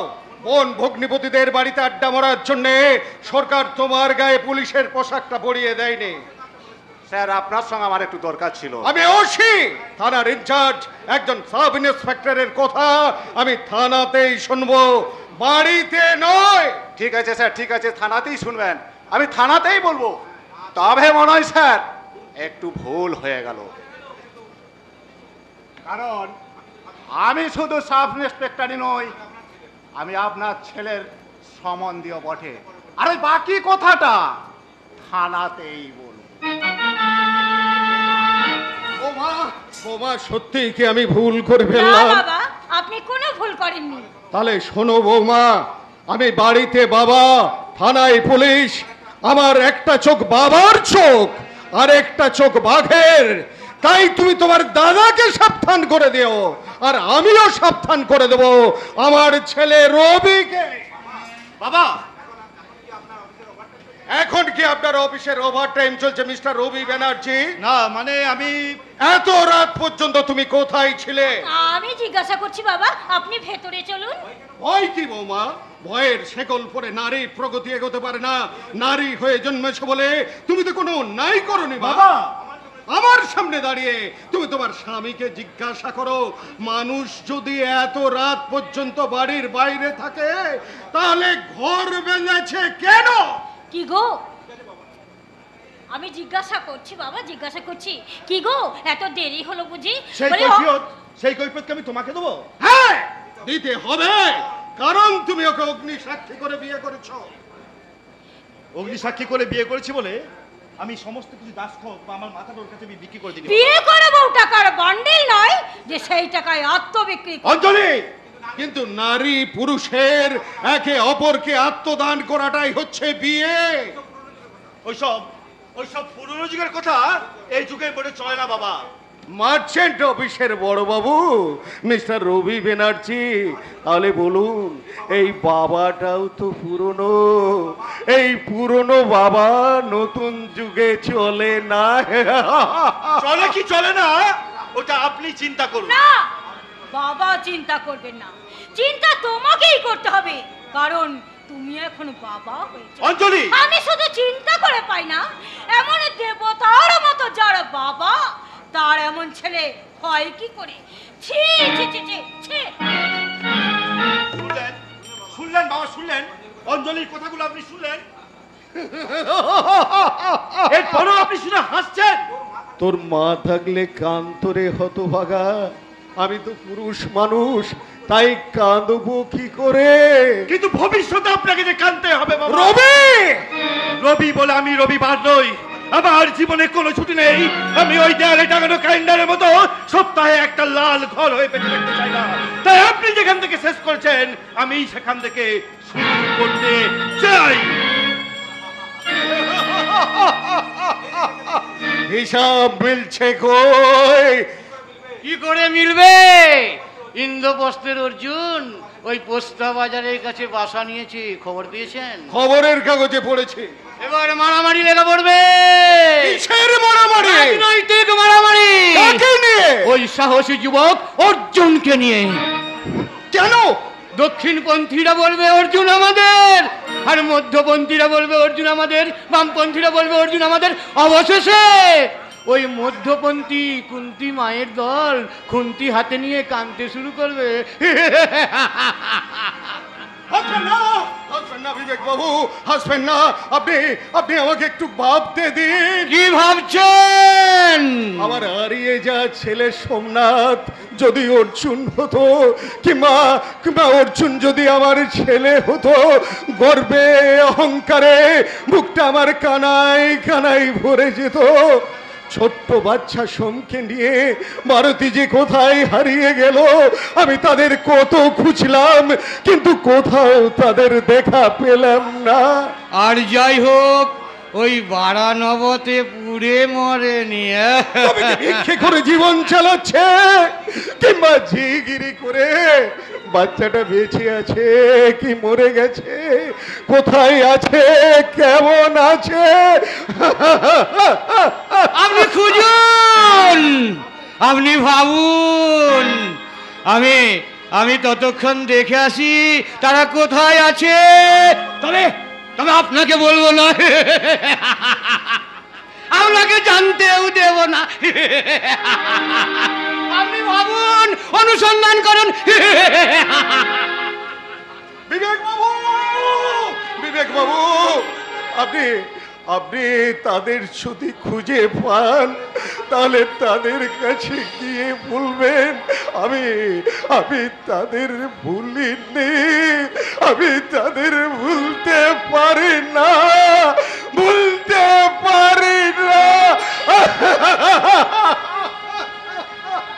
শাওন রাতে যদি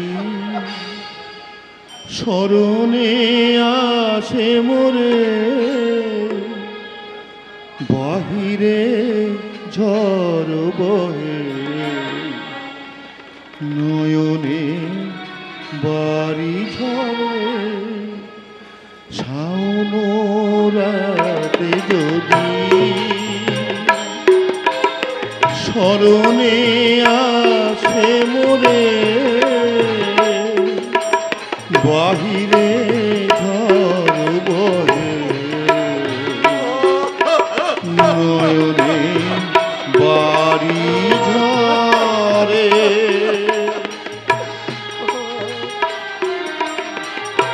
ভারতী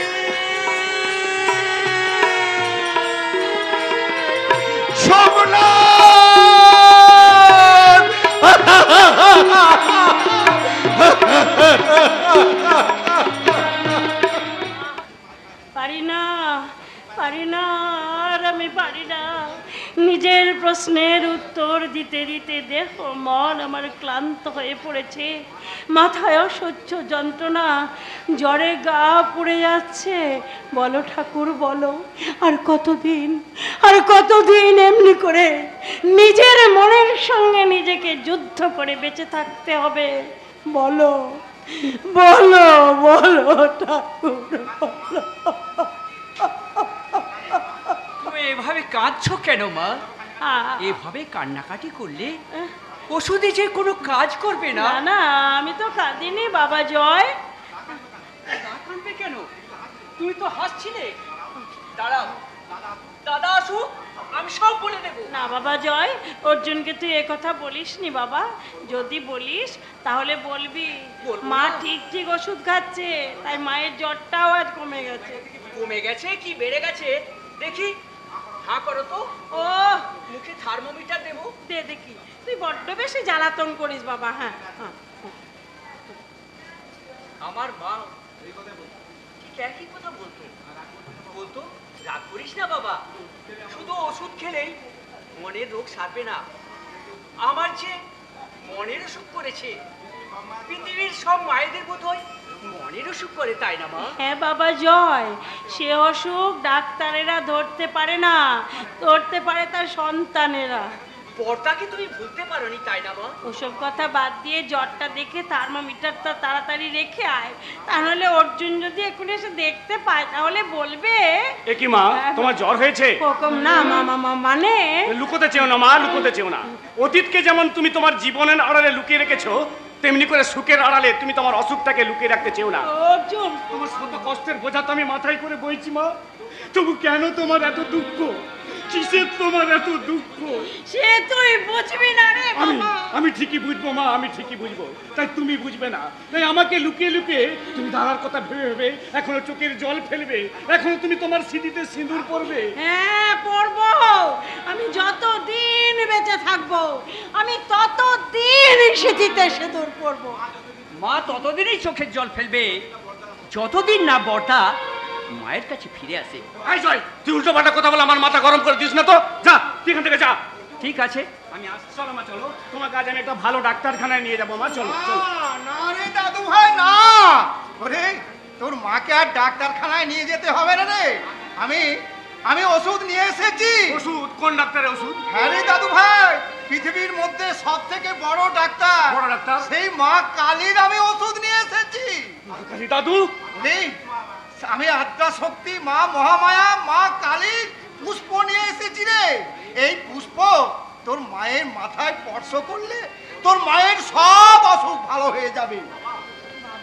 আয় তো মা, আয় তো। আমি তোর মাথায় এটা স্পর্শ করে দিই মা।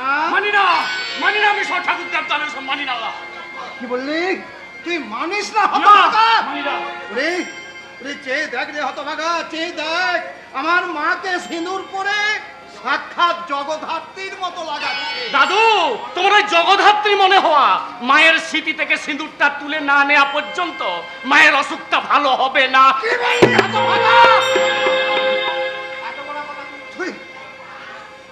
তুই এত বড় কথাটা তুই আমার কাছে বলতে পারলি? তুই আমার সামনে আমার মেয়ের বৈধব্য কামনা করলি কুলাঙ্গা। দাদু, আমার ভুল হয়ে গেছে। যাচ্ছে। আসলে আসলে মায়ের কথা ভাবতে ভাবতে সবসময় আমার মাথা ঠিক থাকে না, তাই যখন তখন যা খুশি আমি তাই বলে ফেলি দাদু। আমি যা বলেছি ভুল বলেছি দাদু। আমি আমার মাকে রাজরাজেশ্বরী রূপেই দেখতে চাই। তুমি তুমি তুমি সিঁদুর পরো মা, তুমি সিঁদুর পরো।